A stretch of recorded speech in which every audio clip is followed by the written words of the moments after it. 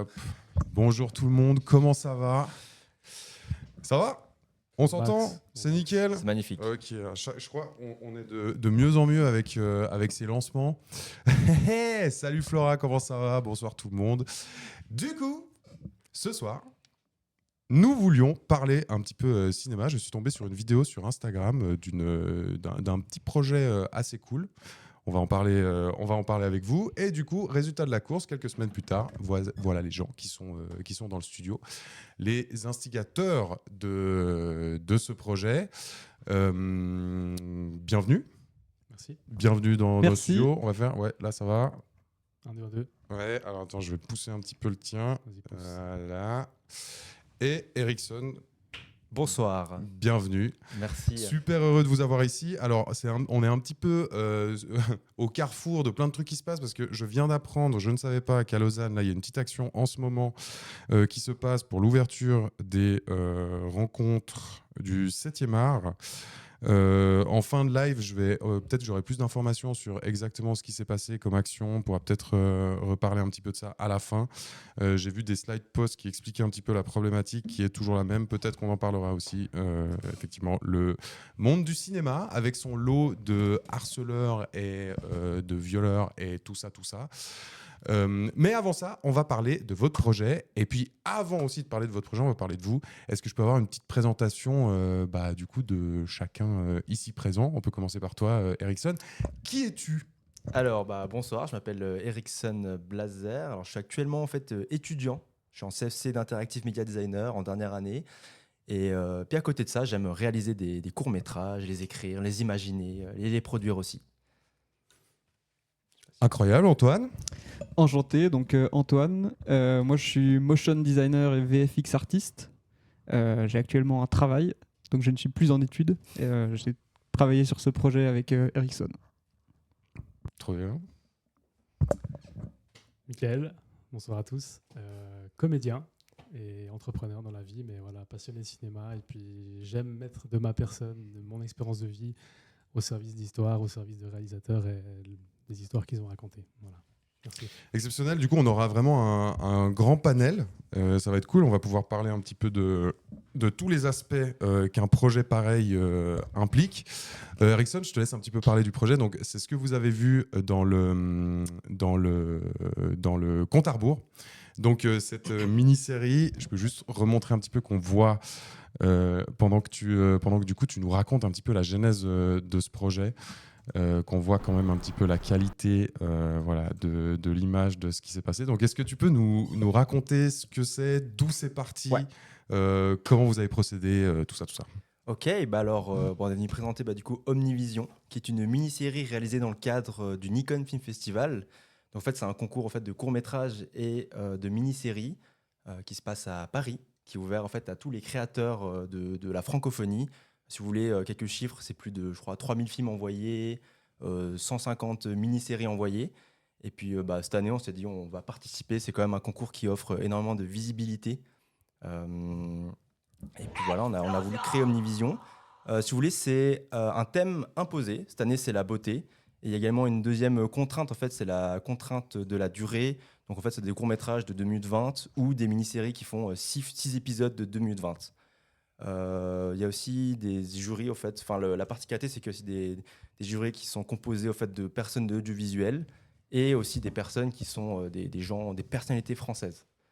Ça fait déjà quelques années, j'avais déjà un œil sur ce concours. Et cette année, je me dis, les gars, on y va, on fait une mini-série avec très peu de budget, mais beaucoup d'ambition. C'est une mini-série 100% suisse. Je tenais à dire, tout est bio, musique originale, décor original, les acteurs sont suisses. Enfin, voilà, c'est incroyable. Enfin, je suis très content de présenter ce projet ce soir. Donc la beauté, on l'a voulu l'aborder de manière plus globale. Donc c'est vrai que la beauté, moi j'ai un peu peur d'arriver sur ce côté très premier degré. Donc la beauté, une belle personne, non, c'est pas du tout ça qu'on voulait faire. On voulait montrer la beauté du monde. Donc on est parti dans de la science-fiction. Si vous voulez, dans un futur proche, en fait, il y aura une société qui s'appelle justement Omninova qui met à disposition en fait des puces qui permettent d'embellir la réalité. Et c'était une manière pour nous de voir un peu le futur de manière dystopique. C'est un peu voilà, ce monde en fait, qui tourne un peu à la dérive. Et c'est comment voilà, on peut, nous, détourner en fait, les gens qui n'ont pas forcément les moyens en fait, de vivre dans la prospérité, de montrer un monde plus beau. Et en fait, on suit le parcours de Dorian, en fait, qui va justement avoir un bug sur cette puce, et il va découvrir le monde tel qu'il est, pas très beau finalement, et également ses proches qui vont l'oublier, puis il va tout faire en fait pour retrouver sa vie d'avant. Ok. Est-ce que je peux te demander comment toi, personnellement, tu es arrivé du coup dans le cinéma? C'est une passion, j'imagine, pour toi depuis que tu es tout petit. Comment ça s'est agencé pour toi pour en arriver à en fait, vouloir lancer un projet pareil en amateur? Ouais, alors depuis tout petit, moi je suis un gros fan, un gros consommateur de YouTube. Enfin, je suivais Diablo X9 à l'époque, tard l'époque, vraiment au début des vidéos gaming commentées. Et après, je me suis mis à faire ça. À 12 ans, je faisais des vidéos où je commentais des parties de League of Legends. C'était terrible, c'était affreux. Je vous déconseille de regarder ça. De toute façon, c'est privé, hein. Et puis, On peut pas aller voir, voilà. merde. Désolé. Et plus tard, justement, j'ai acheté une caméra, une Canon 700D, pour ceux qui connaissent. Enfin, je crois que c'est plutôt la 600D qui est plus connue. Et puis, je me suis mis à faire des courts-métrages en découvrant aussi des jeunes créateurs, par exemple les Parasites qui font des courts-métrages très indépendants, qui font des belles productions, hein. Et je me suis mis à faire des petits courts-métrages avec des potes le week-end, par-ci par-là, des courts-métrages affreux, mais c'est comme ça que j'ai appris.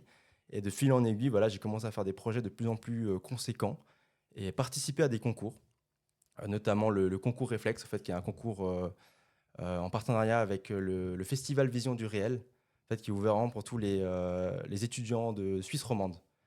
Et de fil en aiguille, j'ai constitué une équipe avec de potes. Et on est devenus aussi des amis avec certains, par exemple Mickaël, il y a aussi Antoine que j'ai rencontré dans le cadre de mes études. Et on s'est mis ensemble à faire des petits projets très ambitieux. Justement, on voulait mixer de la 3D, on voulait mixer de la vidéo, on voulait vraiment mélanger le maximum de corps de métier possible pour faire des projets qui nous parlent et qui j'espère, inspirera des gens. Et puis justement, on est arrivé à faire cette mini-série. Antoine, toi, du coup, tu es dans les effets spéciaux. Donc, tu nous le disais avant quand on regardait ça. Allez, cette scène-là, c'est quelques plans, c'est à peu près une semaine de travail avant de venir clairement sur qu'est-ce que tu fais, à part passer ton temps sur After Effects, j'imagine. Exactement, Yes. entre autres. Comment, toi, personnellement, t'en es arrivé à du coup être passionné de... Qu'est-ce que je fais des effets spéciaux. Alors moi, c'était clairement un peu pareil, YouTube. J'ai regardé beaucoup de contenu quand j'étais plus jeune et j'ai toujours fait des petites vidéos quand j'étais petit, voilà. Et très vite, j'avais envie de faire des petits trucages, Faire des disparaître fakes. des trucs, Voilà, faire c'est apparaître ça. d'autres trucs. Et donc j'ai téléchargé After Effects à 15 ans, ce qui m'a mené vers beaucoup de choses. Et j'ai commencé mon apprentissage en interactive media designer. Et donc j'ai approfondi mes connaissances et créé plein de projets à côté. Et là, donc Omnivision, c'est un peu l'apogée de nos créations, parce que avant ça, on a fait plusieurs tests où on essayait un peu de mélanger, mettre de l'animation, mettre de la 3D, voir comment ça marche. Et là, on a pu le faire sur un gros format, entre guillemets, parce que c'est 14 minutes, mais avec tout plein d'effets spéciaux, et puis mélanger un peu nos mondes. Et voilà. Ensuite, moi, j'ai bifurqué un peu vers le motion design, plus pour vivre, parce que les effets spéciaux, c'est très compliqué, c'est très fermé. Motion design, si tu peux dire Motion exactement design, ce que c'est. Ouais. C'est tout ce qui est animation par ordinateur qui va se retrouver sur des écrans, je veux dire. Donc c'est ce qu'il y a dans les pubs, au début des streams, par exemple, l'animation 2D et 3D. Des animations de logos, des animations d'objets. Voilà. Et du coup, tu peux nous parler de ce plan avant, quand on l'a vu passer. Qu'est-ce que concrètement, par exemple, toi, tu as fait avec ton programme? Alors, je pense déjà que vous reconnaîtrez l'endroit, ceux qui vivent pas loin de Lausanne. Donc là, l'idée, c'est derrière le flon, hein. tout au bout du flon. On voulait créer clairement un aspect futuristique, science-fiction, ville du futur, un peu dystopique. Et la rue ressemble peu à ça, surtout avec les travaux qu'il y a au fond. Donc, l'idée, c'était de modifier complètement la ville. Ce que j'ai fait au début, c'est ce qu'on appelle un clean-up, c'est-à-dire nettoyer tout ce qu'on veut pas. Donc, les deux immeubles à gauche, je les ai remplacés. L'immeuble du fond, j'ai enlevé, donc il y avait tout plein de travaux, parce que Lausanne. Parce que Lausanne, ouais. J'ai dupliqué la grande tour au fond, Elle en arrive hauteur. là à peu près. Plus bas. Plus bas même Plus- encore. ouais, elle arrive Genre là, par là. Ah, waouh. C'est ici qu'il y a l'ORP, l'Office régional de placement. J'y étais ce matin parce que le chômage, il me paye toujours pas. Désolé. Voilà. Ouais, bref. Même problème. Ah bah tu vois. Ah, les métiers de passion. Ah ouais, Les ouais. métiers de passion, c'est fou. Du coup, à peu près là, tac, tu l'as doublé. Et en C'est fait, ça. il y a un mouvement. Non, mais du coup, tu dois intégrer ton Non. personnage et tout. Enfin, c'est. Là, il n'y a pas de mouvement, heureusement. Mais ça aurait été le même process s'il y avait du mouvement, c'est-à-dire qu'il faut juste traquer et ensuite déplacer tout ça. Et ensuite, rajouter tous ces petits hologrammes, un peu de ce qu'on appelle de la haze, donc du brouillard, parce que de base, il faisait jour, soleil, donc ça marchait pas trop pour l'ambiance. Donc voilà, rajouter dans la profondeur cet aspect un peu grisâtre, un peu nuit. Et ensuite, envoyer tout ça pour que Ericsson fasse ce qu'on appelle la colorimétrie, donc changer un peu les couleurs, puis donner encore un mood un peu plus science-fiction. Et ça se fait naturellement, dans le sens, les process, comment vous avez fait sur un projet pareil. Le fait que toi, par exemple, tu travailles sur des plans, ensuite c'est renvoyé. Il y a aussi tout l'aspect du tournage qu'il faut organiser. Un tournage comme ça implique quoi? Une bonne organisation. C'est vrai que il y a beaucoup de... Enfin, là, sur ce plan-là, ça allait, mais en général, il y a quand même pas mal de personnes engagées, qui ont forcément des calendriers un peu différents, qui vivent dans des lieux différents. Donc avec ça, on avait, avec l'aide de Lydia, gros big up à Lydia qui a commenté dans ce live, qui a vraiment fait toute cette organisation, qui s'est dit, toi tu viens à telle heure, comment, etc. Et puis on a pu organiser comme ça grâce à des tableaux Excel et puis des feuilles de service, comme on appelle ça dans le milieu. Donc c'est une feuille où tu as toutes les informations nécessaires pour la journée de tournage. Là, il y a tout un travail sur les lights. Du coup, vous arrivez d'abord sur le tournage. Ouais. Vous faites un setup. C'est ça, exactement. En fait, on arrivait ce jour-là le matin. Donc là, on avait deux épisodes à faire. Et puis surtout, ce qui était dur, c'est qu'on n'avait pas forcément eu le temps de faire des repérages. Enfin, moi, j'ai pu faire tout seul. Donc, j'ai pu prendre quelques photos en amont. Mais pour le tournage, en fait, on n'avait pas l'occasion d'avoir accès au lieu avant. Donc ça veut dire qu'avec les chefs opérateurs, donc on a Mathieu et Noam, qui est celui que tu as contacté par message. Exact. Salut Noam, parce qu'il a commenté aussi. Salut Noam. En fait, c'est que on regarde un peu sur le moment avec tout le matériel qu'on a, qu'est-ce qu'on peut faire en termes de lumière. Donc on avait déjà une direction de base, on avait des références. Par exemple, on avait par exemple James Bond, No Time to Die comme référence de lumière. On avait une certaine scène à faire. Et puis on arrivait avec des lumières, des rideaux de douche, parce qu'on on fait un peu des DIY pour éclairer comme on peut. Rideau de douche pour faire un diffuseur. Exactement, voilà. En fait, on voulait vraiment diffuser à mort pour avoir quelque chose de très organique, très naturel. Et puis voilà, je sais pas comment expliquer l'éclairage. Vous arrivez, pas forcément l'éclairage, ouais, mais du coup, juste par exemple les caméras. En fait, moi je trouve intéressant de savoir pour un projet comme ça qui est, du coup, c'est chacun son temps libre. Oui. Tu vois là par exemple, c'est typical. Là, on est dans une espèce de cave. Tac, tac, tac, tac, tac. Il faut penser à l'enchaînement de tous les points de vue. Donc, il y a tout un travail d'écriture avant, d'écriture forcément du scénario, de l'histoire. Comment ça s'est passé, ça, d'ailleurs? En fait, j'ai contacté Eva, qui m'a beaucoup aidé pour le scénario. On a commencé à parce que brainstormer juste, ensemble. on le spécifie. Ouais. Là, on est que des mecs. Ouais. Mais du coup, vous m'avez dit avant que le projet était quasiment en 50-50 parité. Voilà. Vous avez énormément de femmes qui ont travaillé Exactement, sur que ce soit sur la décoration, sur le scénario, même le script, assistante réal. On a vraiment, en fait, on le fait assez naturellement. On n'a pas vraiment cherché à avoir une parité dans le set, mais c'est juste que notre entourage est constitué au fait d'une parité naturellement. Et on a eu la chance, voilà, c'est cool, mais ça apporte aussi plein de regards différents. Et ça, je trouve que ça donne toute la richesse aussi de la mini-série. Mais du coup, je disais, tu vois, là, par exemple, on arrive, le setup, on le prépare, on met les petits meubles, on met les lumières, on fait des tests, j'imagine. Oui, alors, déjà, on arrive, je prends des photos, j'envoie aux personnes qui ont fait la décoration. Donc, on a Nelia, Tina et Margot, au fait.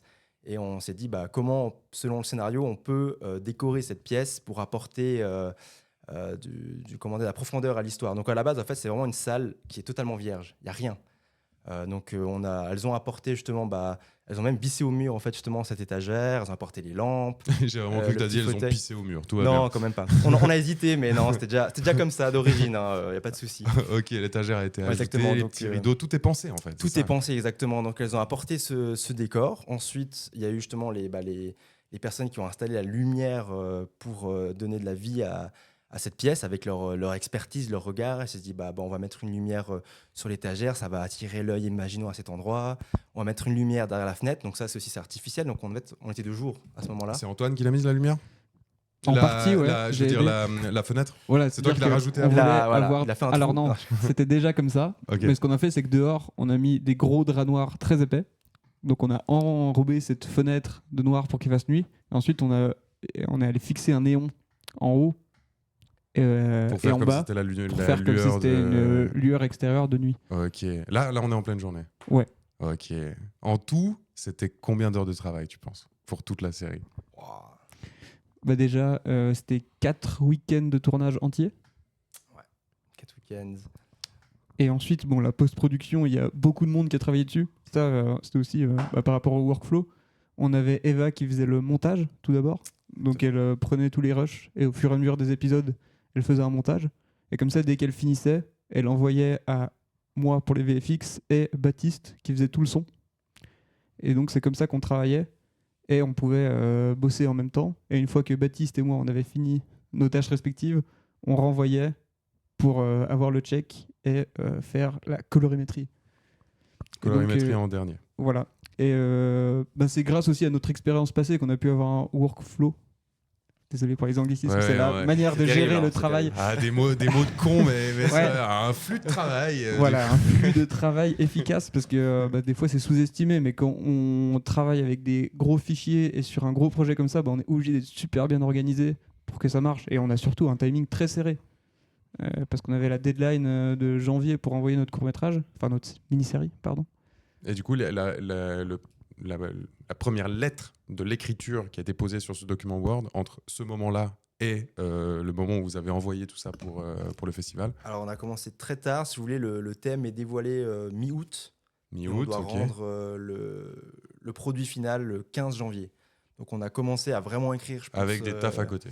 Ah oui, bien sûr, à côté, on a nos études, on a le travail, etc. Donc on fait vraiment ça sur le soir, nos temps libres et tout. Et je pense qu'on a commencé peut-être mi-septembre à écrire. Et puis ensuite, c'est là où tout a démarré. Fallait évidemment organiser toute la pré-production. Donc ça veut dire trouver les lieux, trouver les acteurs, trouver l'équipe, réfléchir au matériel, est-ce qu'il fallait faire des locations ou pas. Et Vous puis, avez fait des locations du coup? Heureusement, on n'a pas eu besoin. J'ai loué une fois un objectif. Ok. Donc tu as une cam, tu as une grosse cam. J'ai du coup une petite caméra. J'ai acheté justement récemment la Nikon ZR. C'est une caméra qui est sortie justement fin novembre. En fait, Nikon ont racheté Red, la grosse société qui font des grosses caméras pour plein de grosses productions. Et puis ils ont implémenté des éléments dans leur petite caméra. Donc pour un boîtier à 2000 francs, en fait, on pouvait totalement faire ce projet. Et puis après, on a aussi la chance, vu qu'on est des passionnés, c'est qu'on a déjà du matériel, en fait. Donc on a rassemblé tout notre matos. On avait plein de lumière, plein d'accessoires, etc. Puis on a vraiment pu tout rassembler pour pouvoir faire ce genre de production sans avoir besoin de louer. Et ça, je pense que c'était aussi un gain de temps incroyable parce que quand on fait des locations, il faut aller chercher les locations, il faut aller découvrir le matériel parce qu'on n'a pas forcément connaissance du matériel. Et puis ensuite, il fallait le rendre. Donc on a gagné pas mal de jours grâce à ça. En parlant d'acteurs. Du coup, Mickaël, je viens vers toi. Est-ce que toi aussi, tu peux nous dire un petit peu quel est ton lien ou ton rapport avec le cinéma de manière globale? Comment tu as été amené à du coup, paraître dans cette série? Alors, si tu veux, moi, à la base, comme je te le disais avant, j'ai un parcours dans l'image. En premier lieu, je me suis sorti de ma zone de confort en tant que jeune Suisse. Je suis allé chercher un peu l'inconfort dans l'image, plutôt au travers d'agences, vraiment dans l'image, avant d'aller dans de la comédie. À un moment donné, je me suis dit, mais l'image, c'est bien, mais je trouvais que c'était très lisse, peut-être trop lisse. En tout cas, c'est une autre manière de faire de l'art, selon moi. Et le côté comédien, acteur, c'est assez rapidement, pas imposé, mais en tout cas présenté. Je t'écoute. Hein. Et vas-y. Et du coup, je suis allé sur ce terrain-là, justement, pour amener une autre part de moi, je dirais, peut-être plus profonde. Et voilà, j'avais vraiment cette envie de mettre mon humble expérience de vie au service de personnages, au service d'histoires qui me parlent. Et en fait, je me suis rendu compte que faire ça me fait kiffer, ça me rend vivant. Et puis voilà, participer à des projets comme celui-ci, c'est toujours une belle opportunité pour voilà, amener sa pierre à l'édifice. Et puis là, j'ai eu la chance de pouvoir collaborer avec cette belle équipe et puis amener un petit peu de mon interprétation au service de ce personnage, donc le docteur Victor ici. Et que du kiff, quoi. Qu'une belle équipe. C'est une belle expérience humaine. C'est toujours une belle expérience humaine. C'est incroyable, vraiment. En tout cas, il y avait vraiment une belle synergie, chacun à sa place. Il y a vraiment une belle cohésion de groupe et c'était vraiment que du kiff, quoi. Donc, voilà. Comment on amène l'objectif, là où on veut en venir, à un acteur? On arrive avec le scénar, on te dit il faudrait que tu sois comme ci, comme ça, ou au contraire, fais ce que tu veux? Je pense qu'il est important déjà, c'est de savoir déjà ce que le réalisateur veut, quel est le personnage, quel est son passé, dans quel état émotionnel il se trouve, en l'occurrence sur cette scène-là. Et après, c'est vraiment important de s'imprégner de tout ça et de se dire, OK, maintenant, comment je vais le vivre, en fait. Et plus tu vis l'instant présent de manière juste, et plus la caméra va se charger du reste. Et c'est vraiment lâcher, en tout cas moi, le gros challenge, et c'est encore un gros challenge aujourd'hui, et je travaille pour ça, c'est vraiment de lâcher ce côté, je me regarde jouer, je m'inquiète de mon image, vu que moi c'était déjà mon passé, tu vois, où vraiment ce qui est important, c'était le rendu photo. Là, je dois vraiment me focus sur, OK, qu'est-ce que je ressens à l'instant, en vivant ça sur ce set, avec l'autre comédien en face de moi, et voilà, lâcher vraiment la tête pour descendre dans l'organique. Et c'est ce qu'on apprend notamment dans l'école pro où je suis à Lausanne, ici, Acting Night Studio, que je salue au passage, s'il y a des gens. Mais voilà, c'est vraiment un super métier. Et puis voilà, il faut le pratiquer. Et puis moi, je kiffe me tester à ce genre d'expérience. Et je remercie encore Ericsson au passage pour sa confiance. Voilà. C'est moi qui te remercie, en fait. Que du love. Et tu fais ça professionnellement ou pas encore, du coup? Ou Alors, c'est un but, ou je sais pas, comment ça se passe en Suisse? C'est un objectif de vie. Alors pour le moment, moi je suis entrepreneur à côté dans la construction.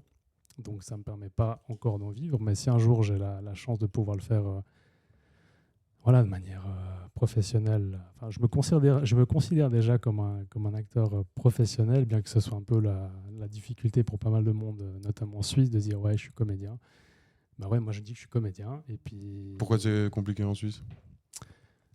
je pense que la culture cinématographique a peut-être de la peine à marquer sa place. En tout cas, je vois que pour pas mal de comédiens suisses, en tout cas qui ont des parcours peut-être similaires au mien, où typiquement, moi j'ai chaque fois fait ça à côté d'un taf à 100%.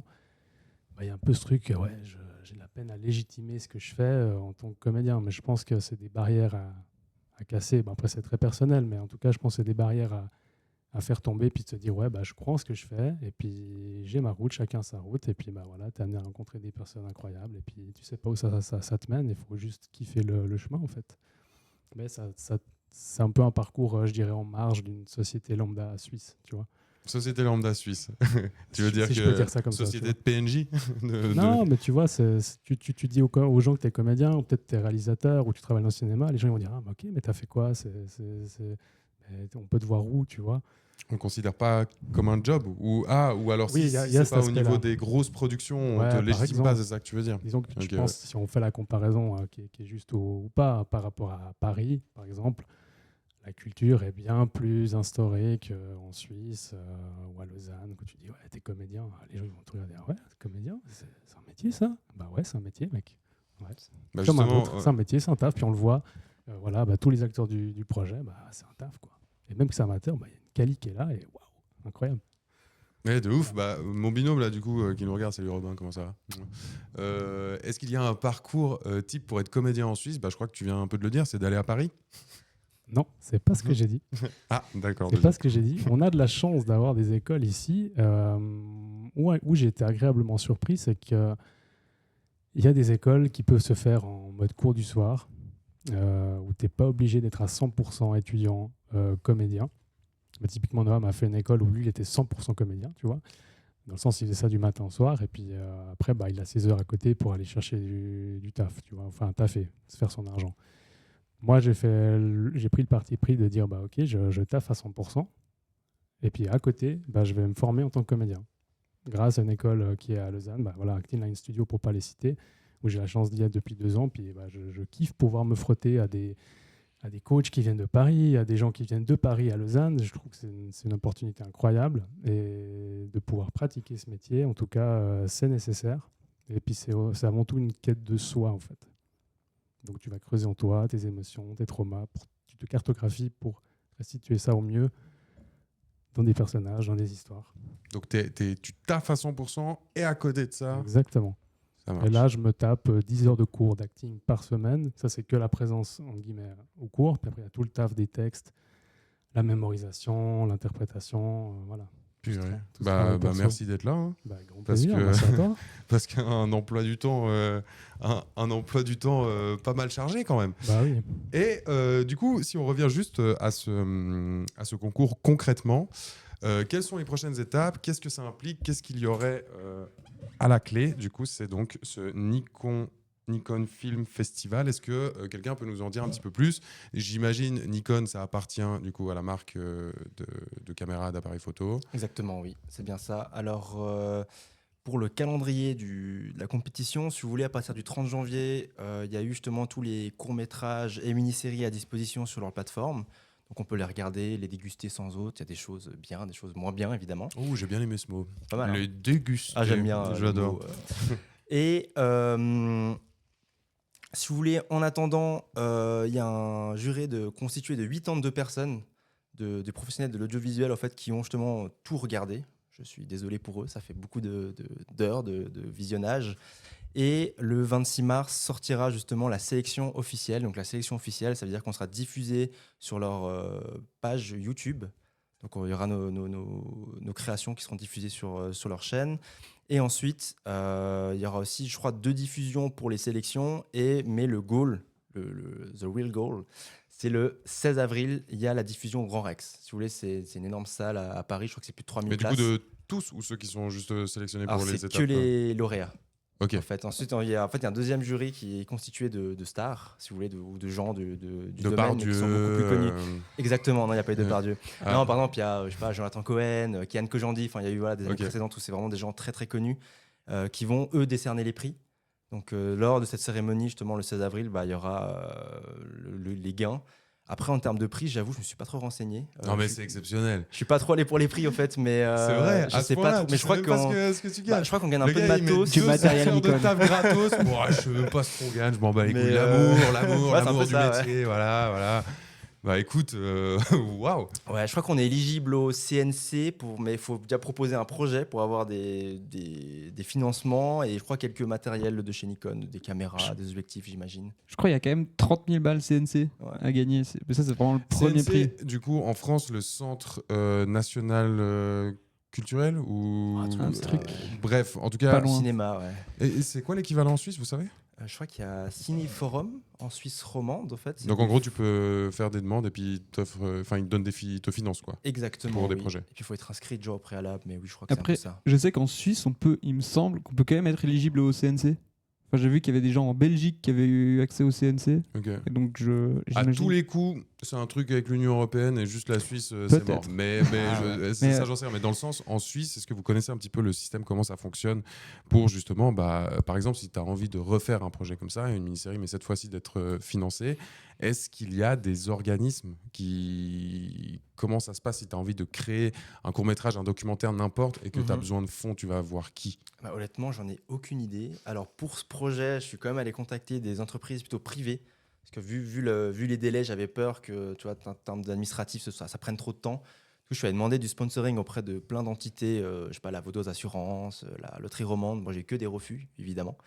Et, Pourquoi, tu sais? Je pense que c'était pas dans leur ligne de sponsoring. Je sais que souvent, ils définissent à l'avance justement dans quel type de programme ils vont financer. Par exemple, ça peut être le sport, ça peut être la musique, par exemple. Mais le cinéma, c'est pas quelque chose qui est forcément ancré dans la culture romande, j'ai l'impression. Et puis, ouais, sinon, j'avoue, je n'ai aucune idée. Je sais pas. faut que je me renseigne. Bah, je peux demander par exemple à Cinéforum. Je sais pas si je peux contacter la RTS. Franchement, je ne sais pas trop.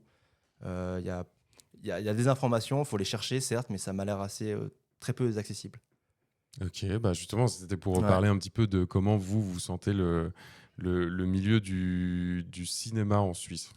Un seul mot, chacun. Et ensuite, on peut dire, on peut développer. Un seul mot, c'est compliqué ça. Un seul mot. Le Attends, laisse-moi milieu, réfléchir, je passe du mon tour. cinéma, en plus, c'est très large. Hein. Ah, Milieu ouais. du cinéma en Suisse, qu'est-ce que tu dirais?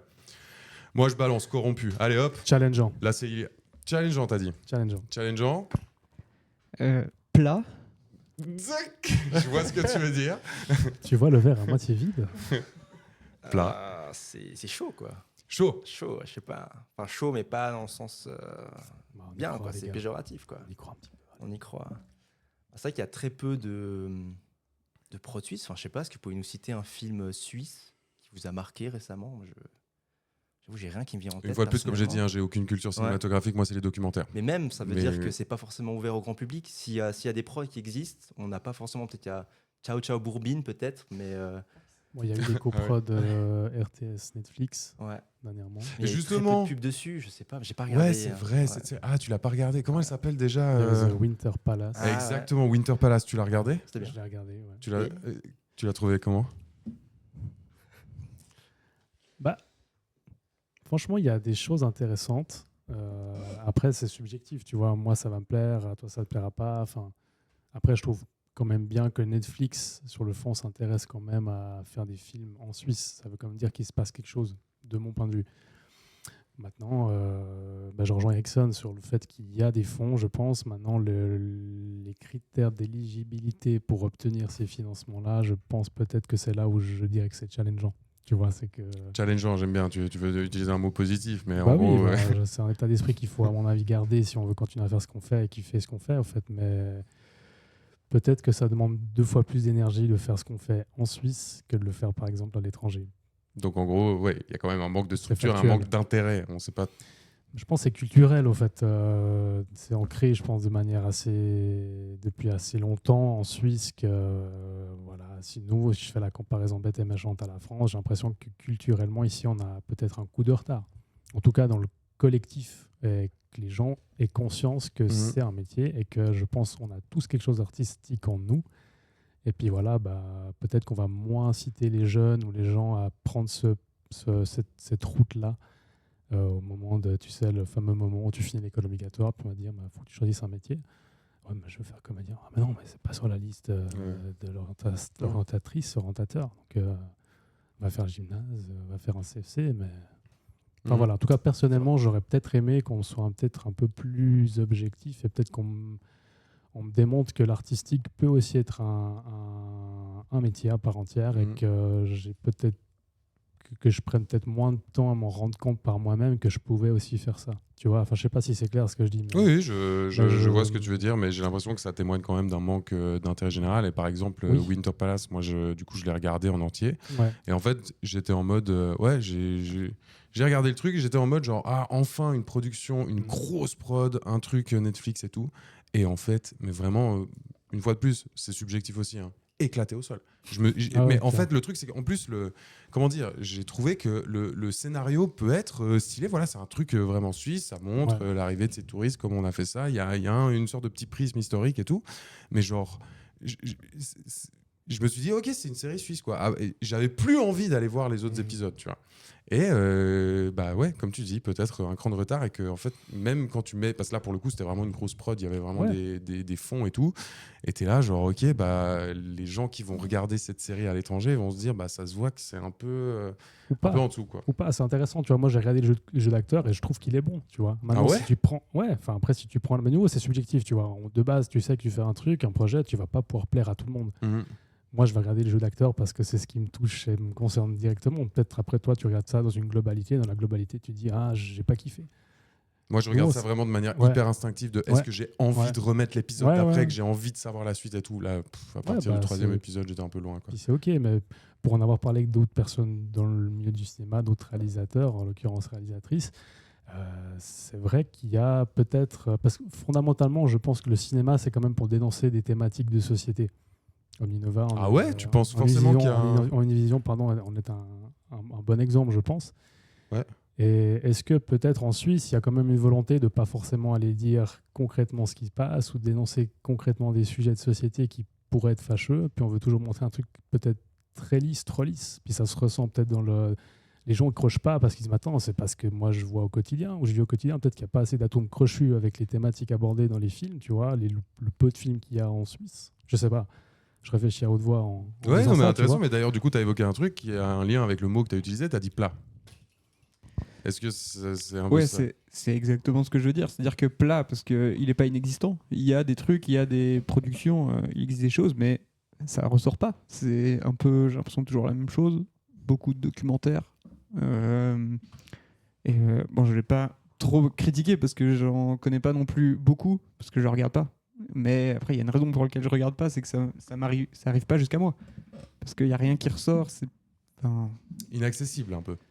ouais, un peu. Ou de niche. Je trouve intéressant que tu dises que ça fasse pas assez écho avec la vie des gens en Peut-être. général. Alors c'est une grosse Peut-être. généralité bien sûr parce que dans ce pays pas tout le monde a la même vie, mais qu'il y a un problème d'identification. Peut-être.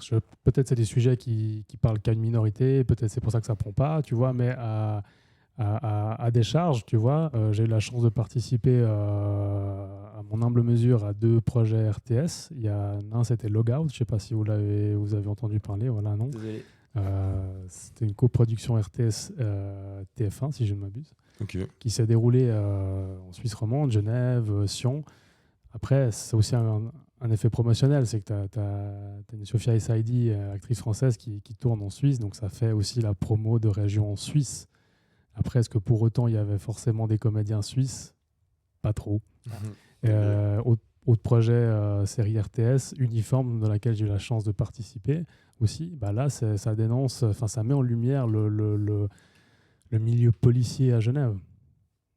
De nouveau, est-ce que c'est des sujets... Ah ouais, attends, mais c'est Ouais, quoi, ouais, c'est quoi ce Uniforme, truc Uniforme. C'est pas encore sorti. Hein. Ah. C'est en, Mais c'est en attends, post- quoi? Ok, c'est en- mais il y a un côté qui dénonce une problématique. Des situations de la police de Genève. Ok. Ouais, voilà. C'est vraiment une série sur la police de Genève. Et là, il y a des acteurs suisses, des silhouettes suisses. Donc là, de mon point de vue, ça bouge aussi. Mais maintenant, de nouveau, est-ce que la thématique, elle est... De nouveau, on ne peut pas plaire à tout le monde. Donc ça parle pas aux gens. Est-ce qu'il y a assez de choix pour que ça plaise à suffisamment de monde? Peut-être pas, vu qu'il y a peu de prod.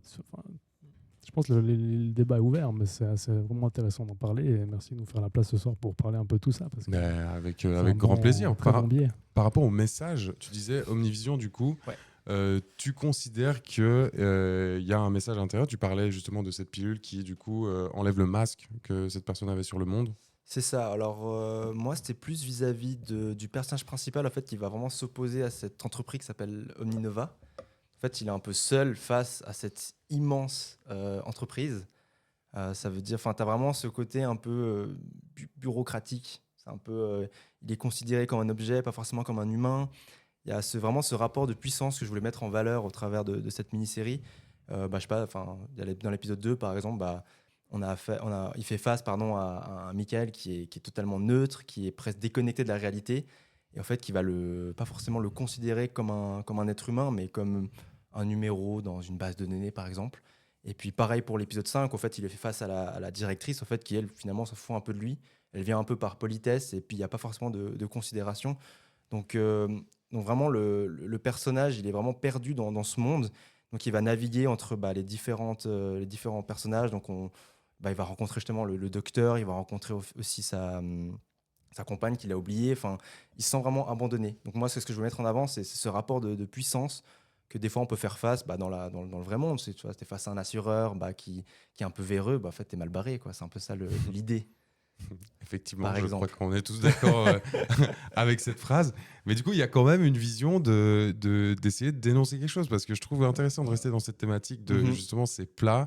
Nous, on fait souvent la même critique carrément aux chaînes d'infos en Suisse, en fait, avec Robin. Du coup, ici, les critiques politiques qu'on fait, c'est vraiment qu'en Suisse, souvent, je ne sais pas pour vous, mais moi, quand je regarde souvent un 19-30 ou alors n'importe quelle autre émission qui est censée donner de l'information, j'ai l'impression que tout est tellement lisse que des fois, presque à la fin, tu n'as rien appris et tu ne sais pas comment te positionner. Tu vois, on te dit, voilà, il y a ça, ensuite, on va détruire exactement tout ce qu'on vient de dire en te donnant un contre-argument qui, souvent, ça, c'est aussi quelque chose qu'on décrypte et qu'on voit, qu'on met sur le même piédestal, alors que souvent, en fait, les choses ne se valent pas forcément. Mais il y a toujours cette vision, cette volonté que si on se mouille un peu, il faut se contre-mouiller derrière et qu'au bout d'un moment, c'est chiant parce qu'on a envie de voir des choses.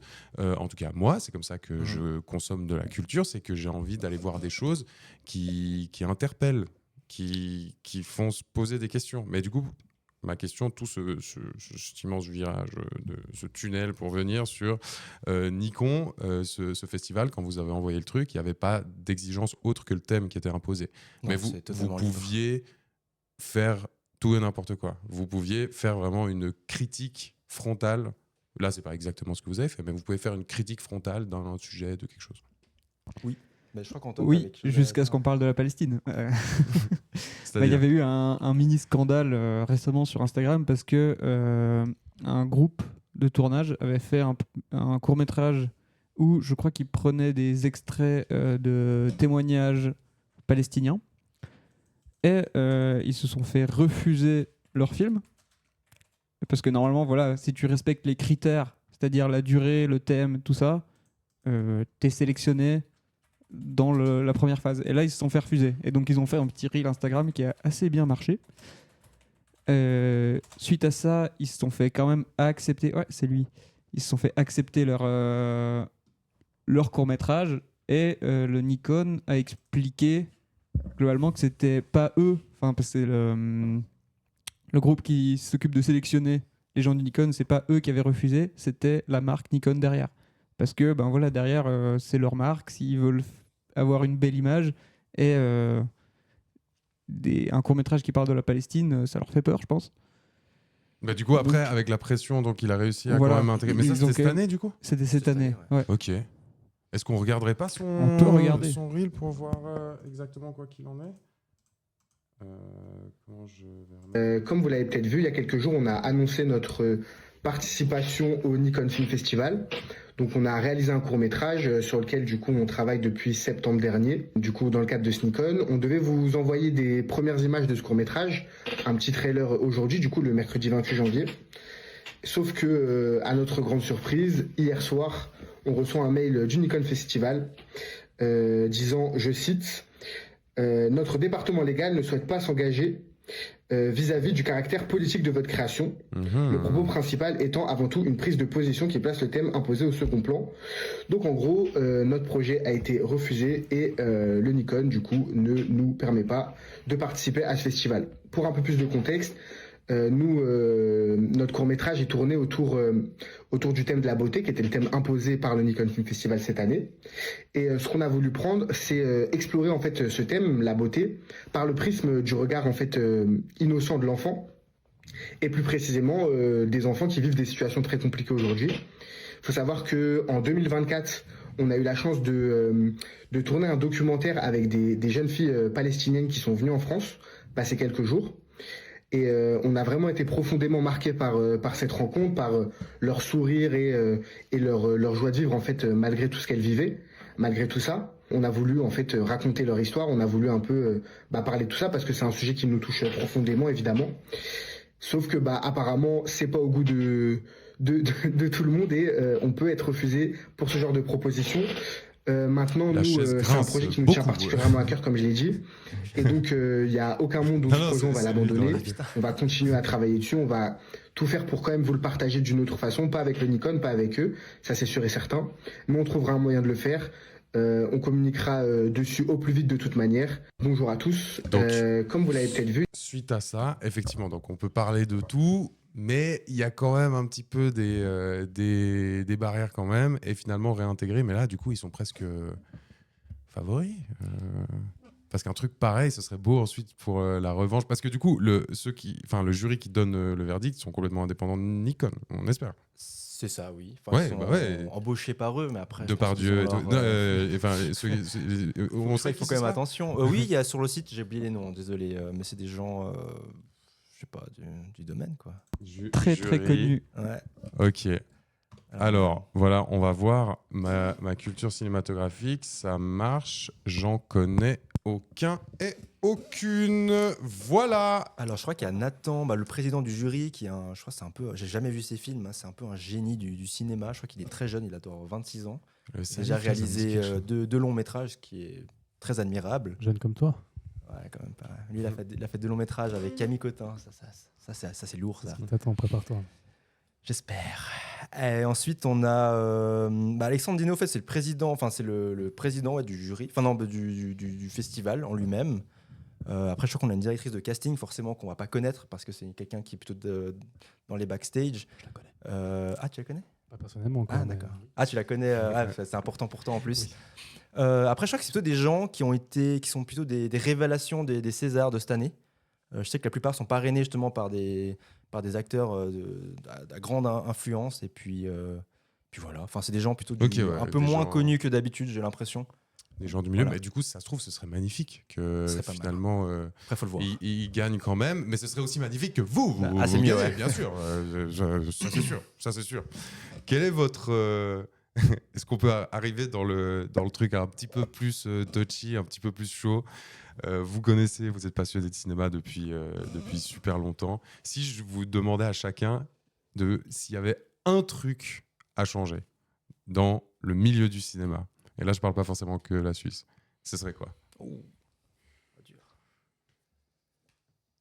Vous comprenez que on imagine qu'il y a plusieurs choses à changer. Ouais, il y a plein de trucs, mais, Le but c'est de se marrer un petit peu puis de sortir un truc. Ça serait quoi? Je vous mets une petite musique, petite musique De d'attente. réflexion. Non, j'en ai même pas. Ah. Qu'est-ce que je voulais dire? Ah, c'est compte Insta d'Antoine. Merci. Oui. Allez vous abonner. Tac,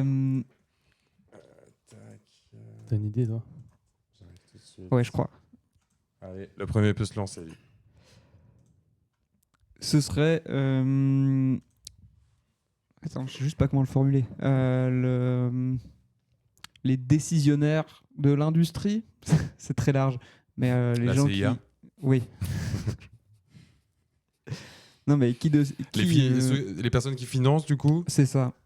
J'ai l'impression que c'est souvent les mêmes projets et.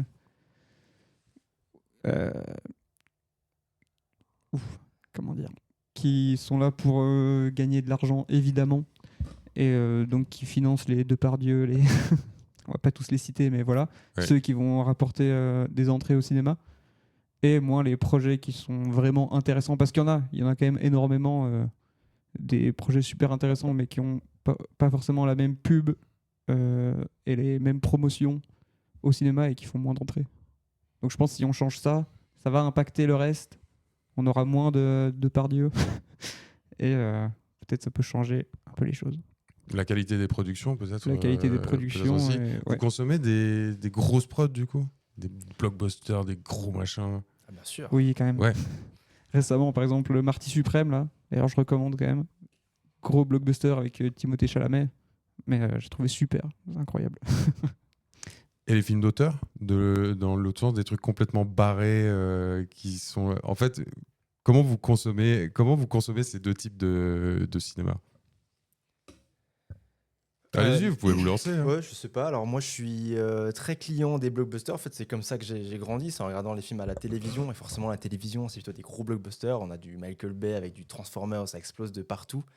Après, plus récemment, moi, je suis vraiment tombé amoureux de Dune, donc réalisé par Denis Villeneuve. Donc, je trouve qu'en termes de films, de cinéma, c'est vraiment pour moi l'apogée de la science-fiction. Et puis après, en termes de films d'auteur, c'est vrai que moi, j'aime bien aller au Pathé Galerie, découvrir un peu ce qu'il y a. Et puis j'ai vu justement récemment un film peut-être un peu moins connu dans le milieu francophone, c'est peut-être No Other Choice. C'est réalisé par Park Chan-wook, si je ne me trompe pas, celui qui a fait Old Boy. Enfin, c'est un film coréen vraiment qui était révolutionnaire à l'époque. Et puis ouais, c'est vrai que c'est un très beau film, pas forcément, enfin pour moi un peu niche, pas forcément grand public, mais qui était aussi un très beau film coréen. Mais c'est vrai que je pense, moi je consomme un peu un peu comment ça me vient, j'ai envie de dire. Je sais pas, je regarde un peu mon feed Insta, ce qu'ils me recommande. Je suis abonné à des influenceurs forcément cinéma qui vont recommander plus ou moins tel film. Et aussi avec le temps que j'ai à disposition, j'essaie de regarder ce que je peux selon les critiques aussi. Après, si c'est plus ou moins fondé, je vais m'y attarder ou pas. Et toi, Antoine, j'ai une petite question pour toi qui est un immense bidouilleur, du coup, de par ta profession. Quand tu regardes un film, t'arrives à te laisser aller ou t'es en mode genre, oh putain, alors là, ok, d'accord, c'est passé ça, on est passé de cette valeur à cette valeur, et un petit mass tracking, tout. Justement, ça me permet de voir à quel point c'est assez bien fait. Si c'est très bien fait, je me laisse complètement porter et je regarde pas tous ces trucs. Franchement, j'arrive à passer au-dessus. Mais quand c'est juste en dessous de la limite, Quand où t'arrives j'arrive à à voir voir, les c'est ça. imperfections.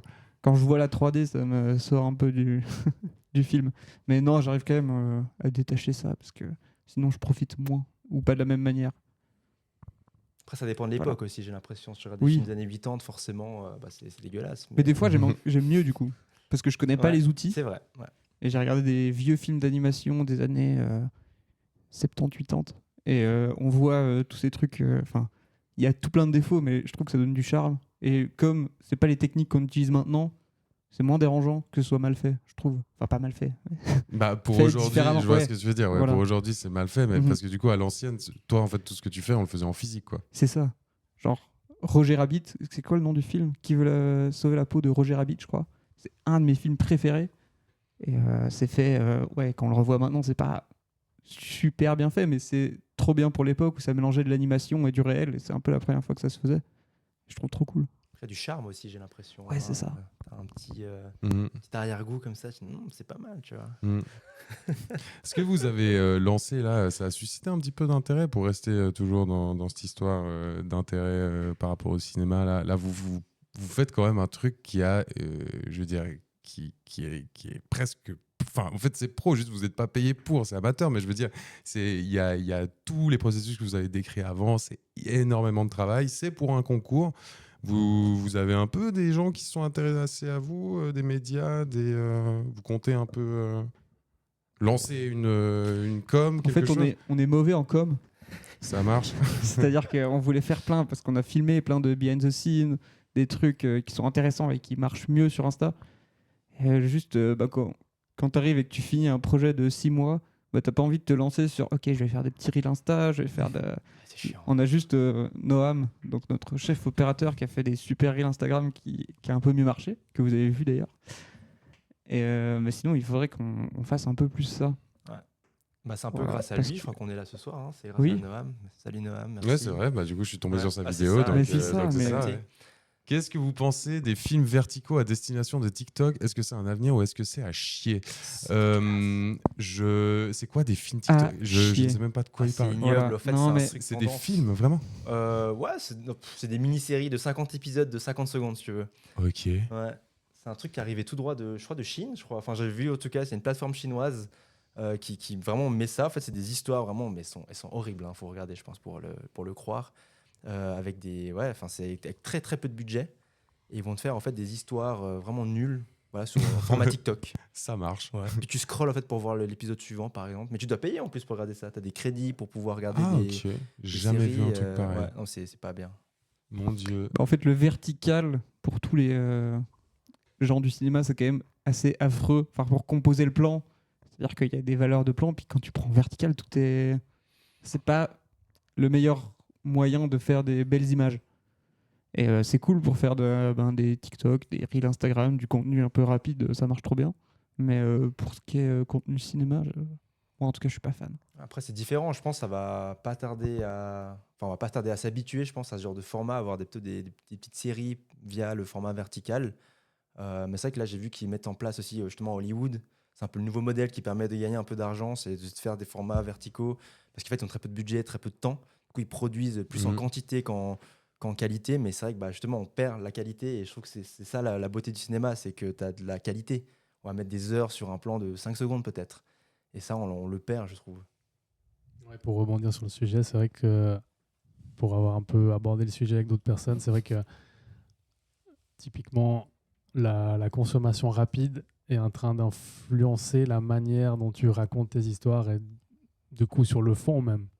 tu vas devoir sucrer des choses que tu as envie de dire parce que les gens, ils ont plus le time au fait de consommer comme ça se consommait avant. Parce que ça change. Après, il y a l'IA aussi. Il y a plein de questions comme ça qui arrivent. Je pense que ça va être clivant, les gens qui voudront justement consommer en mode rapide comme ça. Et puis ceux qui vont se dire non, tu sais quoi, je me pose. Je veux un film avec des êtres humains, et puis de l'authenticité. Et puis les autres qui vont se dire, je consomme rapide parce que c'est la mouvance qui veut ça. Mhm. Après, je pense que l'humain, il va aller au plus facile. Mais du coup, il va Voilà. où? Bonne question. C'est quoi l'avenir pour vous du cinéma? On peut partir dans un truc complètement fantaisiste ou dystopique. Mais parce que pendant longtemps, j'ai l'impression que c'était les effets spéciaux récemment. Il y avait une course aux effets, il fallait qu'il y ait des trucs de plus en plus réalistes qui pètent dans tous les sens. Par exemple, il y a eu un moment, la 3D, c'est parti. Vraiment, les films en 3D. Il y a plus trop ça, non? Ou si toujours avec 4D même, ils Avec étaient les là, fonds genre- verts, tu dis. Non, je dis vraiment les où tu lunettes 3D. regardes le Ah ouais. avec C'est ça. les lunettes. ouais, où Il y tu a eu regardes le encore film. Avatar qui est sorti en 3D. Mais le problème, c'est que la technologie, elle a pas bougé depuis 20 ans. Pour Donc, Avatar, ils ont mis au point une technologie exprès pour Avatar, justement. ouais Ouais. Mais les lunettes, c'est les mêmes. Et le truc. Enfin, Oui, mais après, c'est l'évolution. Enfin, moi, ça- perso, j'ai toujours mal aux yeux après 1 heure. Donc, Ah, tu vois. T'as un peu c'est- mal à la c'est tête. pas. Même. Ouais. Après, c'est des fragiles. Moi, j'ai adoré. Ouais. Mais du coup, vous pensez que ça va où? Parce que j'imagine que quand on fait des écoles, il y a des gens qui viennent avec des idées là-dessus. Enfin, c'est un débat, j'imagine. Ou alors, je sais pas, juste qu'il y ait des gens qui viennent. Ça va continuer comme ça. On va C'est une bonne filmer des question. trucs et puis ça va juste continuer. Je pense qu'avec moins de budget, tu pourras faire des choses incroyables grâce à l'IA notamment. C'est Je ça. pense. Mais c'est toujours comment tu vas utiliser la technologie, au fait. L'IA aujourd'hui, Tu vois, c'est je comment pense. vous voyez? Ah, c'est inquiétant quand même. Ouais. Enfin, je sais pas si vous avez vu Horrible. les derniers moteurs d'IA qui génèrent en fait. Je sais pas si vous avez vu les séquences avec Brad Pitt et Tom Ouais, c'est Cruise ouf. qui se battent. Puis c'est C'est ouf. hyper réaliste. C'est ouf. Euh, Justement, ouais, les non, gens c'est- vont kiffer ça, à se dire ouais, je m'identifie à ça ou. Franchement, je sais pas. Franchement, c'est une bonne Ouais, question, c'est- mais En tout cas, dans les écoles aujourd'hui, on apprend toujours la même chose qu'il y a 20 ans, quoi. Je sais pas. Le problème, c'est qu'on n'a pas fait d'école de cinéma. Genre, nous, ce qu'on voyait, voilà, tout ce qu'on a appris, c'est surtout grâce à des tutos YouTube et puis en expérimentant. Donc, qu'est-ce qu'ils apprennent Purée, c'est aujourd'hui? fou. Je sais pas. Ouais, genre, nous, on a fait un apprentissage interactif, média designer à l'ERACOM, mais c'est absolument pas ça qui nous a aidé à faire cette série, ça, c'est clair. Mais Bah, du coup, on est très bon en web, pardon, c'est pour dire. Enfin, D'accord. si jamais ça tu va. veux faire un nouveau site, quoi que ce soit, on te le fait Trop volontiers. On est vraiment bon. Ouais. Trop bien. Non, mais attends, mais After Effects, t'as quand même peaufiné dans ton apprentissage ou Bah, ou vraiment J'ai skills YouTube. pratiqué pendant mon apprentissage, mais j'ai appris que sur YouTube. Enfin, j'ai eu des cours d'After Effects, mais j'ai rien appris pendant ces cours d'After Effects parce que je connaissais Enfin, c'est un peu débile comme manière d'apprendre. C'est-à-dire que ce qu'ils vont te mettre en 5 cours d'1 heure, bah, tu le fais en 30 minutes sur YouTube en regardant des bons tutos. Mais yes. Donc, Après, c'est un génie, Antoine. Hein. Il est assez. Il a beaucoup de facilité avec le logiciel, si jamais. Non, mais même la plupart des motion designers aujourd'hui, ils se sont formés sur YouTube en faisant des intros Minecraft sur Cinema 4D. Il y en a énormément, et c'est la plupart, parce que c'est quand tu es passionné de ça, ben, tu apprends par toi-même et tu pas tellement besoin d'école. Et des fois, vous n'êtes pas un peu saoulé? Dans le sens, tu fais ça à l'école, dans ton métier, ensuite tu as encore un projet à côté qui te bouffe toutes tes heures. Des fois, vous n'avez pas envie de C'est de la faire passion, hein. complètement autre chose? Si, Ah bah, T'annonces un album? ouais, non. Moi, avant de faire mon apprentissage, je faisais beaucoup de projets perso. C'est-à-dire parce que je m'éclatais là-dedans. Faire des petits effets spéciaux, faire un site, n'importe. Et ensuite, quand j'ai commencé à faire ça donc pour des clients 8 heures par jour, ben, j'ai plus du tout fait, enfin pas plus du tout, mais beaucoup ralenti mes projets perso à côté. Parce que j'en avais marre. Ça m'a un peu bouffé la créativité. Et c'est pour ça qu'on a un peu relancé ce genre de projet ensuite avec Ericsson. C'est pour retrouver un peu ce kiff de faire des trucs pour nous et pas que pour un mandat où on doit faire des trucs précis qui collent à une entreprise. Des projets perso, quoi. Voilà. créatif. Trop bien, je voulais juste montrer ça du coup. C'est ce qui se passe en ce moment. La ville de Lausanne continue de sponsoriser la culture du viol. Du coup, moi j'ai pris connaissance de ce truc aujourd'hui, là, un petit peu déconnecté aussi de toutes les actus qui se passent. Mais du coup, il y avait une petite action avant au Capitole parce qu'aujourd'hui, du coup, c'est le lancement des rencontres du 7e art. Et donc, voilà, pour rappel, Vincent Pérez, un acteur, réalisateur et scénariste, c'est un acteur, réalisateur et scénariste lausannois. Il est le fondateur et président des Rencontres du 7e art, donc voilà, c'est lui qui a fait ça. Proche de Depardieu et signataire de la tribune en sa faveur. Proche de Depardieu, parce que sauf erreur, c'est le parrain d'un des gosses de Depardieu, donc en termes de proches, on est pas mal. Depardieu, vous savez tout ce qui s'est passé avec lui, et il y avait aussi cet autre truc de Pink Washing. Nous trouvons scandaleux que la ville de Lausanne continue de soutenir ce festival tant que Vincent Pérez est à la direction artistique de celui-ci. Je vais juste regarder le deuxième post qui nous donne un petit peu plus d'informations aussi. Là, tac. Présenter les rencontres du 7e art comme un événement engagé pour les droits des femmes relève d'un profond cynisme quand on sait tout ce qui vient d'être évoqué. Et du coup, accusation de pinkwashing. Donc il y avait une petite manifestation devant le Capitole. J'ai rien vu passer dans les médias. J'ai l'impression que c'était plutôt calme. Mais peut-être que c'est un truc à changer dans le milieu du cinéma, par exemple. Tout ce mode de fonctionnement qui est terrible, parce que tu parlais du mode de financement et du coup de production, mais bon, dans le cinéma, chaque année on en apprend un peu plus, on connaît ce mode de fonctionnement, notamment qui domine et oppresse complètement les femmes qui ont envie de faire carrière là-dedans. Et puis il y a quand même toujours une une immense omerta par rapport à ça. Et donc, il faut en parler. Et puis, j'espère que vous êtes un petit peu plus conscient de ça, que la nouvelle génération est consciente de ça. Sauf que le truc, c'est que vous faites vos trucs en indé. J'ai l'impression que c'est une voie parallèle pour peut-être ne pas aller vers ça. Ouais, clairement. Je pense que c'est peut-être un moyen de remplacer l'industrie. Alors, ça va être compliqué vu les moyens, mais parce que clairement, l'industrie du cinéma est pourrie jusqu'à l'os, j'ai l'impression. Genre quand on voit c'est tous les gens du même milieu, les cousins, les frères, les fils qui reprennent le truc, et du coup ça crée et donc je pense c'est impossible à changer de l'intérieur, mais il faut arriver avec des contre-propositions en indé. Alors ça paraît un peu utopiste, mais par exemple le film Everything Everywhere All at Once qui a été primé énormément aux Oscars, film sorti il y a quelques années. C'était un film fait 100% en indé par des gens qui avaient fait aucune école, qui avaient maté que des tutos sur YouTube pour faire des VFX dans Premiere Pro, globalement. Et un film qui a eu, il y a eu tellement de prix et de récompenses parce que c'est un super film. Je crois que c'est l'Oscar du meilleur film, l'Oscar meilleure actrice, meilleur acteur. Je crois que c'est quelques millions de budget, je crois que c'est quoi, 10 millions, 12 millions de budget. 12 millions de budget en indé. Et monté sur Premiere Pro. 12 millions sur Hollywood, tu vois. Enfin, je veux dire, c'est. Pourquoi tu dis est monté sur Premiere Pro? Parce que c'est terrible comme logiciel. Je pense que tout le monde connaît Premiere Pro, ça fait partie de la suite Adobe. Ouais, mais dans le milieu du cinéma, ils montent pas. C'est pas du tout utilisé, non. C'est instable, globalement. Ouais. Parce que quand tu travailles à beaucoup. C'est quoi qui est utilisé? Avid Media Composer. Ok, c'est un truc encore plus niche, quoi. Ouais, c'est très moche, mais ça permet juste de travailler à énormément sans que ça crache. Ok. Par exemple. Yes. Super film, d'ailleurs, réalisé par les Daniels. Donc je crois que c'est deux gars qui s'appellent Daniel. Ok. Exceptionnel. Et du coup, par rapport à vous, c'est quoi les prochains projets? Est-ce que vous en avez déjà? Alors moi, je me remets encore d'Omnivision. J'avoue que c'était intense. Pendant 4 mois, j'ai vraiment donné je pense, toute mon âme. En fait, tous les soirs, j'allais voir des gens. J'allais consulter les acteurs. Enfin, moi, en tant que réal, en fait, j'avais vraiment mon rôle de pôle. En fait, je devais voir chaque personne une par une. Enfin, pour moi, c'était très important pour que chacun ait son brief, comprenne le message de la mini-série. Du coup, j'étais vraiment très très occupé. Je donnais tous mes week-ends cette mini-série, que ce soit en amont, pendant, après. Et après, là encore, je prépare encore des masters pour envoyer à des festivals. D'ailleurs, là, il y a le 26 mars, il y a la soirée, je crois, organisée par le Cinédrome, si je ne me trompe pas.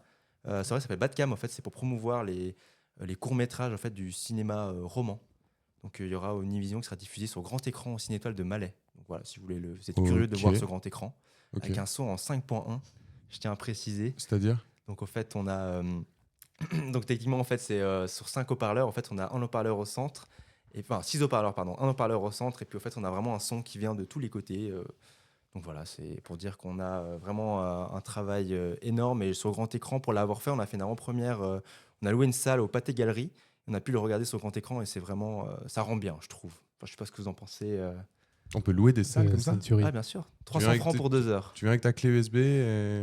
Ouais, puis il y a même des consoles, je crois, mises à disposition. Il y a une Twitch, et une PS5, et puis un câble HDMI, et puis après tu peux louer, voilà, pour...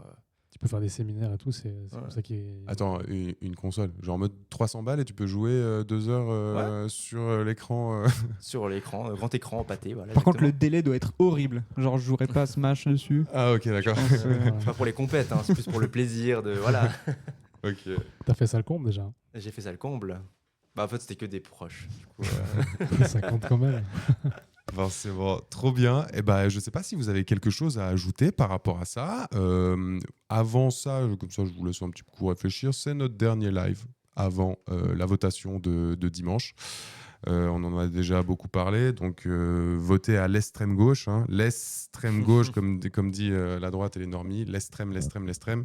Pour les élections. Et puis forcément, la grosse votation, ce sera sur la redevance RTS. Vous pouvez donner votre avis si vous voulez. Parce que même si on a beaucoup de critiques envers la RTS, et on a formulé quelques-unes ce soir, ça reste infiniment mieux que ce qui prendrait la place tous les organismes privés. Là, il va falloir faire des lives de beaucoup plus d'heures si ça passe. Mais ouais, c'est clairement important à garder si on veut au moins avancer vers le mieux et pas reculer. Effectivement, donc officiellement, on vous dit, bon, vous le savez si vous êtes là, voilà, mais il va falloir voter non à cette initiative qui vise à cutter les moyens de la RTS. Cette redevance, c'est aussi les productions cinématographiques en Suisse. C'est pas que parce que c'est ça aussi le problème, c'est que on dit redevance, les gens ils s'imaginent le 1930 et l'information, mais la RTS c'est pas du tout que ça. Et la redevance, c'est pas que ça non plus. J'ai travaillé pendant 2 ans pour une chaîne régionale. Complètement dépendante de la redevance aussi. Chaînes régionales qui ne seront pas touchées par cette initiative, mais voilà, même. c'est ce que j'allais dire, en fait. Ah, ok, d'accord. Trop bien, soyons précis. Est-ce que vous avez quelque chose à ajouter pour finir ? Oui. Mais vas-y. Le comportement, la traite des femmes, c'est dans le cinéma, oui, que ça doit changer, mais je dirais même au-delà, en général. Il y a encore trop de cas où tu attends des trucs qui vont pas.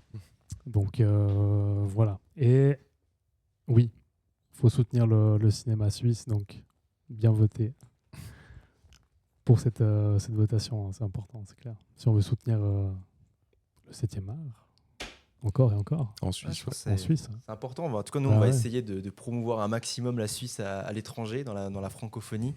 Nous, notre but, c'est vraiment de kiffer ensemble, faire du cinéma, faire des projets où on peut faire ça. Mais moi, dans le goal, l'idéal, pardon, c'est de vivre vraiment de ça et d'aller promouvoir et d'aller tout rafler, quoi, j'ai envie de dire. En tout cas, c'est tout ce qu'on vous souhaite. Et puis, franchement, de manière personnelle, moi, j'ai beaucoup d'admiration pour des projets comme ça, surtout quand on se rend compte de tout le travail que c'est derrière. Mais vous savez quoi ? À ce qui paraît, les jeunes, aujourd'hui, ils bossent plus. Ils foutent plus rien, les jeunes. Regarde. Ouais. C'est ça. Ils foutent plus rien. Non, mais Moi, franchement, bravo pour ça. Quand j'ai dû dire à l'ORP que j'étais en train de faire un projet de mini-série et que du coup j'avais pas eu le temps de faire mes 6 postulations par semaine pour trouver un job alimentaire, j'ai dû partir. Ça va pas passer. 2 pénalités et j'ai dû partir. D'accord. Ouais. Ne plus recevoir. Ouais, ils aiment pas, ils aiment pas pas trop ça. ils aiment pas trop, hein. Puis exactement. Puis en fait, ça nous rentre dans le cadre de rien du tout. Ils ne comprennent pas. Mais par contre, tu as été naïf de leur dire. Oui. Ouais. Un peu trop, ouais. Faut pas leur dire. Faut pas leur dire. D'ailleurs, l'ORP, si vous nous voyez, moi, je leur ai pas dit que je suis ici. Bon, on leur envoie du love quand même. Ah d'accord, ok. savais pas. Bon, MyStitch, tu nous envoies une information là, je ne savais pas non plus. Bah du coup, merde, c'est partout. Ah. Ah. Bon, bah, d'autres. Allez, lâchez des noms là. On parle de quoi? Oh J'ai pas non. capté là. Du film dont on parlait avant là. Ah. Du coup, il y en a un qui soutenait apparemment Israël. Bon, bah, Enfin, une, c'est l'actrice qui joue. Une, Jamie d'accord. Curtis, Ah. Ouais. C'est pas Oups. tout le cinéma indé. Ah ouais. Not all cinéma indépendant. Bon, du coup, une fois de plus, félicitations, merci d'être venu ici, merci d'avoir Merci à parlé toi. un petit peu Merci. du cinéma en Suisse, tout ça, tout ça. Nous, on se retrouve mardi prochain, normalement, je crois, avec Robin. Ou alors demain, peut-être. Je ne sais pas si Robin fera son Wiki Live du matin. Du coup, ce sera la surprise. Venez dans tous les cas à 10h et puis on verra tout ça. Allez, ciao!